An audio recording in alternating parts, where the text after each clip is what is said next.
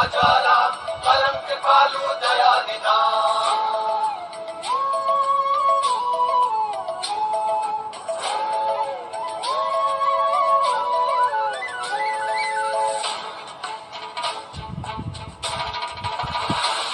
सिर मुकुट कुंडल तिलक चारु उदार अंग विभूषणम्। नवकंज लोचन कंज मुख कर कंज पद कंजारुणम्। सिया राम राम जय राम राम, सिया राम राम जय राम, सिया राम राम जय राम राम, सिया राम राम जय राम, सिया राम राम जय राम राम, सिया राम राम जय राम, सिया राम राम जय राम राम, सिया राम राम जय राम। नमस्कार साथियों, मेरा नाम यामिनी पाल है। एमए हिंदी साहित्य चतुर्थ सत्र की छात्रा हूँ। आपकी व्याख्यान के लिए मेरा विषय है राम की शक्ति पूजा के मानव राम। राम की शक्ति पूजा महाप्राण सूर्यकांत त्रिपाठी निराला जी की प्रबंधात्मक प्रबंध कविता है। यह हिंदी की लंबी कविताओं में से एक है और महाकाव्य का सा प्रभाव उत्पन्न करती है। यह हिंदी छायावादी काव्य का उत्कृष्ट स्वरूप है, जिसमें निराला जी के संपूर्ण व्यक्तित्व एवं तत्कालीन युगीन चेतना का प्रतिफलन देखने को मिलता है। राम की शक्ति पूजा अपने प्रकार का अनूठा प्रबंध काव्य है। अलंकारिकता और प्रौढ़ता से पूर्ण उदार प्रबंध काव्य है, जो अन्यत्र दुर्लभ है। राम की शक्ति पूजा जैसी नाटकीयता निराला जी के और किसी काव्य में नहीं है। यहाँ उन्होंने राम के माध्यम से अपने जीवन की अनुभूति, निराशा, पराजय, संघर्ष और विजय कामना को प्रतिबिंबित किया है। इस काव्य की सर्वोपरि विशेषता है इसका उदात्त बोध और उदात्त भाषा। महाप्राणत्व की व्यंजना इसे सबसे अलहदा बनाती है। समग्र रूप से यह कविता पाठक की संवेदना को झंकृत करती है। परिस्थितियों के आघात प्रतिघात और चरित्रों की स्थापना में निराला जी का आवेग पूर्ण ऊर्जा से स्वरित हुआ है, जिससे कविता में अद्भुत प्रवाह और ओज समाहित है। यह निराला जी की उत्कृष्ट सर्जना है और इसके संपूर्ण विश्व में पाठ होते रहे हैं। राम की शक्ति पूजा अपने गंभीर औदार्य, आवेग, ओज, प्रवाह, अर्थबिंबों और प्रभावी भाषा शैली के कारण विद्वानों में सर्वाधिक आदर पात्र तथा लोकप्रिय रही है। प्रबंध विधान के आधार पर अनुशीलन करने पर राम की शक्ति पूजा में महाकाव्य के औदात्य के दर्शन होते हैं। इसका कथानक पौराणिक तथा प्रख्यात होते हुए भी नवीन भावना और अर्थों को समाहित करता है।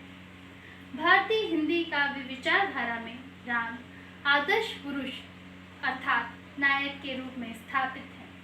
राम के महान चरित्र में उनके पुरुषार्थपूर्ण जीवटता और उदारता दृष्टिगत होती है। प्रख्यात राम रावण युद्ध में एक दिन जब राम रावण से परास्त होते हैं तो अत्यंत चिंतित और निराशा से ग्रसित हो जाते हैं।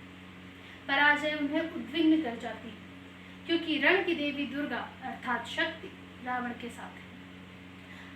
रावण ने शक्ति की देवी दुर्गा को अपने प्रयासों और आराधना द्वारा प्रसन्न कर रखा है और देवी द्वारा रावण को अभय मिल रहा है। राम दिव्यास्त्रों और दिव्य गुणों से युक्त धर्मार्थ युद्ध कर रहे हैं। देवी द्वारा अभय प्राप्त रावण दिव्यास्त्रों से भी पराजित नहीं किया जा सकेगा।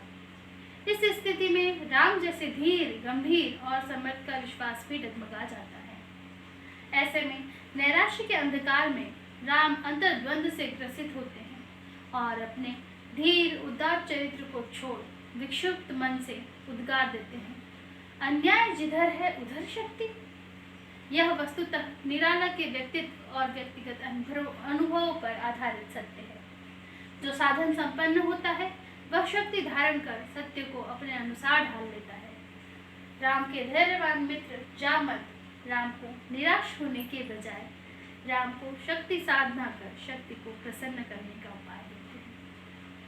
जामवंत का यह उपाय यथोचित एवं सटीक था, क्योंकि जब देवी रावण से प्रसन्न हो सकती है तो राम तो मर्यादा पुरुषोत्तम थे और सर्वोपरि तो धर्मार्थ युद्ध कर रहे थे। तब देवी राम से क्यों प्रसन्न न होंगी? जामवंत के वचन आराधन का दृढ़ आराधन से दो उत्तर राम के दृढ़ संकल्प में अनुगुंजित होता है और हनुमान को देवी दह से 108 इंदिवर कमल अर्थात नील कमल लाने की आज्ञा दे एकासन साधना अनुष्ठान प्रारंभ कर देते हैं। देवी के ध्यान में लगातार इंदिवर कमल अर्पण करते हुए वह मूलाधार चक्र से सहस्त्रार चक्र तक कुंडली जागृत कर अपनी शक्तियों को बढ़ाते हैं, किंतु शक्ति की प्राप्ति सहज नहीं है। देवी राम और रावण में अंतर देखना चाहती है और राम के महत् उदार चरित्र व दृढ़ संकल्प को परखने हेतु अंतिम पुष्प छिपा लेती है। ध्यानमग्न राम जो स्थिरता प्राप्त कर रहे होते हैं उद्विग्न होने लगते हैं। उन्हें कृशकाय दीन सीता की स्मृति हो आती है और उसकी स्थिति और उद्धार हेतु व्यग्र होते हैं।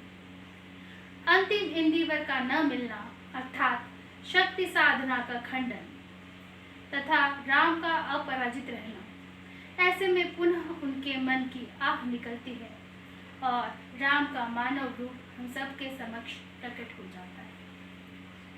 ठीक साधन जिसके लिए सदा ही किया शोध, जानकी हार उद्धार प्रिया का हो न सका। नैराश्य के क्षणों में ही राम को अपनी माता की भी स्मृति हो आती है जो उन्हें राजीव नयन कहा करती थी। राम को यह स्मृति आते ही वह पुनः अपनी जीवटता और समाधान प्रवृत्ति प्राप्त करते हैं और तुरंत अपने कमल नयन देवी को समर्पित करने हेतु उद्धत होते हैं। वे अपने धारदार बाण को उठाकर आंख निकालने के लिए तत्पर होते हैं और देवी प्रत्यक्ष होकर उनका हाथ पकड़ लेती है। देवी प्रसन्न हो जाती है।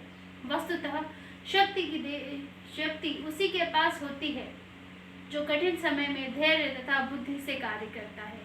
देवी राम के दृढ़ प्रतिज्ञ, धर्मपरायण और सत्य के प्रति आग्रह देख वर देती है।